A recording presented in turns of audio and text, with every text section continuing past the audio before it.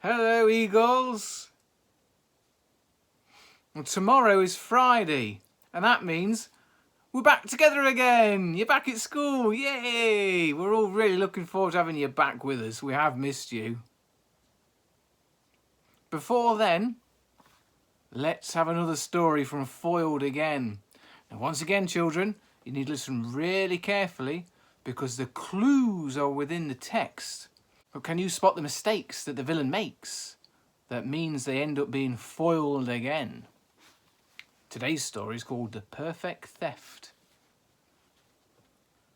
Ferdinand Mount was one of the cleverest jewel thieves in the world, and the theft of the famous Denton diamond, worth over £500,000, from the Honourable Mrs. Sophie Denton, was going to be the cleverest crime of his career. Ooh. That was what he told himself anyway, and he had good reason for thinking he was right. He had prepared the ground extremely carefully, disguising himself as one Charles Bailey, the son of a millionaire businessman, who conveniently happened to be out of the country at the time. He'd got himself introduced to Mrs. Denton at a party, and they soon became friends. After that, Ferdinand, or Charles as he now called himself, frequently visited Mrs. Denton at her luxury flat in Bruton Street, Mayfair, and before long he was asking her to let him have a glimpse of her famous diamond. "That's if it's not stored away in the vaults of some bank," he said with a grin. "Of course it isn't," Sophie Denton laughed. "What's the use of having a beautiful stone if no one ever sees it except the vault keepers, or whatever they're called? I always have the diamond right here." They were talking in a flat, in the room she called her study. It was an odd room, as full of collector's pieces as a Bond Street antique shop. Across one wall was a shelf on which were arranged 2 flintlock pistols, 2 ivory elephants from India, a wooden giraffe, probably from Africa, a couple of bronze Siamese cats, and a large Chinese willow pattern plate. The plate was at the back of the shelf, and Mrs. Denton had to move the other objects to get to it. She put them carefully on the carpet beneath the shelf. Then she gingerly took down the plate, revealing behind it the small circular door of a safe. In the centre of this door was a knob, which obviously worked a combination lock. Ferdinand pretended to look away as Mrs. Denton operated the knob, but out of the corners of his eyes he noted exactly how many times she turned it. 3 times to the left, 4 to the right, 7 to the left, then 9 to the right. The safe door swung open with a click, and the next moment Mrs. Denton had taken out the famous diamond and was holding it in front of his eyes. It was a huge stone, nearly 10 centimetres wide, and it shimmered and sparkled with all the colours of the rainbow, but coldly, like an aurora borealis trapped in ice. I don't think I said that right. "I'm sorry I can't let you hold it, Charles, my dear," Mrs. Denton said. "The insurance men are most particular that no one should actually touch it except me." Ferdinand beamed. "It's enough of a thrill for me to see such a beautiful thing," he said, although actually he was so anxious to get his hands on it that he could feel his fingers itching. Mrs. Denton put the stone back in the safe, closed the door, put the plate back in front of it, and then rearranged the objects on the shelf in exactly the order they'd been in before. "If I ever see these things in a different order," she said, "I know someone's been at the safe." "Very clever of you," Ferdinand murmured, and hurriedly committed the order to memory. P-E-G-E-C-C-P, he told himself.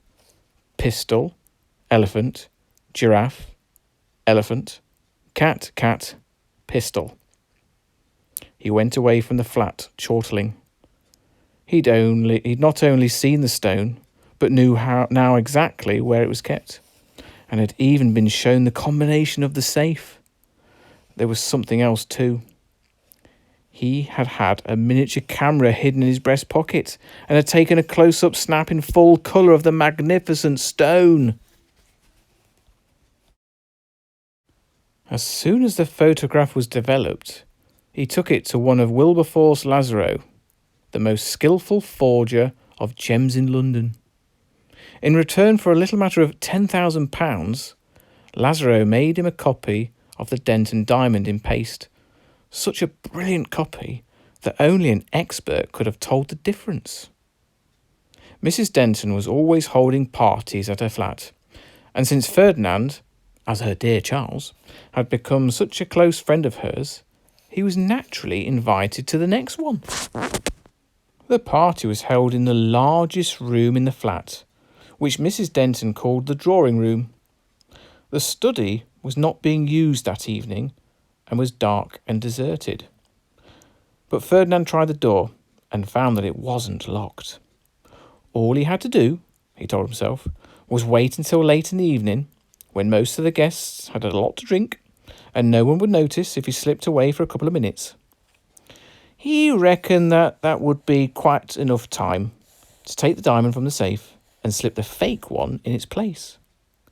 If he didn't make any mistakes, it might be months before anyone realised that a robbery had taken place. And by then, it would be far too late for the police to work out when and how the stone had been taken, let alone by whom. Mrs. Denton rather prided herself on her singing voice, and was starting to give a selection of numbers from popular musicals accompanied on the piano by a well-known composer. The piano was at the opposite end of the drawing room from the door that led into the study.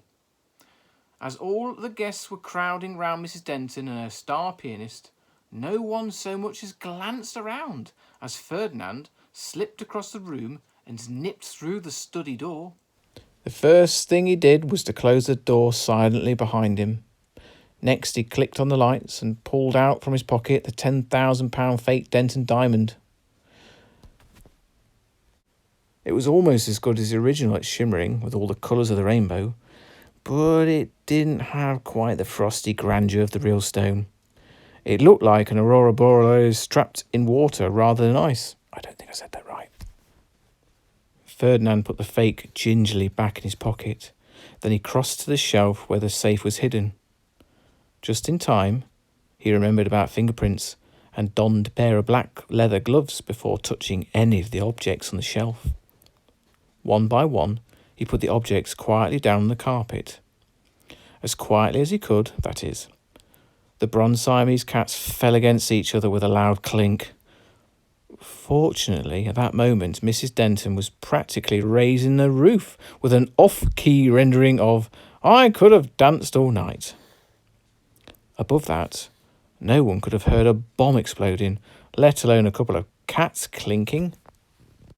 Wiping the sweat from his forehead, Ferdinand gently removed the pillow pattern plate, put it on the carpet beside one of the flintlock pistols, and started to work the knobs on the safe. What was it now? 3 turns to the left, 4 to the right, 7 to the left, then 9 to the right? The safe clicked open without trouble, and the next moment he'd switched the 2 stones and held the real Denton diamond, all £500,000 worth of it, in his gloved hands. Very, very carefully, he slipped it into his pocket and just clicked the safe shut when something terrifying happened. Mrs. Denton had finished wishing to dance all night. The guests had politely applauded, and the sounds outside had dropped to a babble of general talk.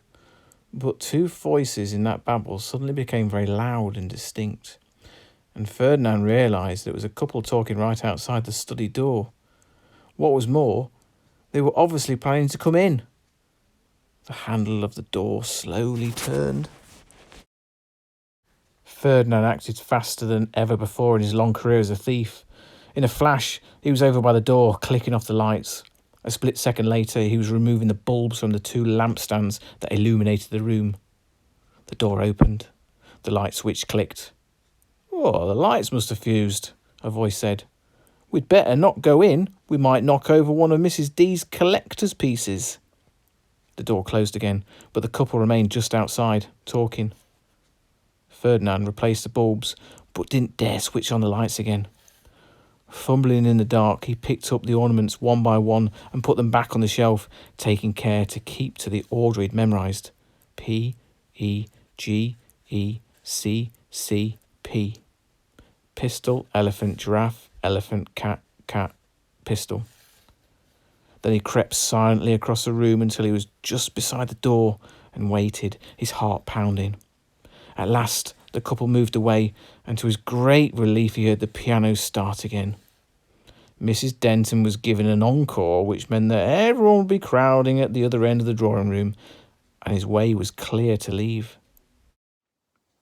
Having committed what he believed was the perfect theft, he walked to the door and stepped out into the drawing room. In fact, though, he'd made 3 very serious blunders, which between them made certain he'd soon be behind bars.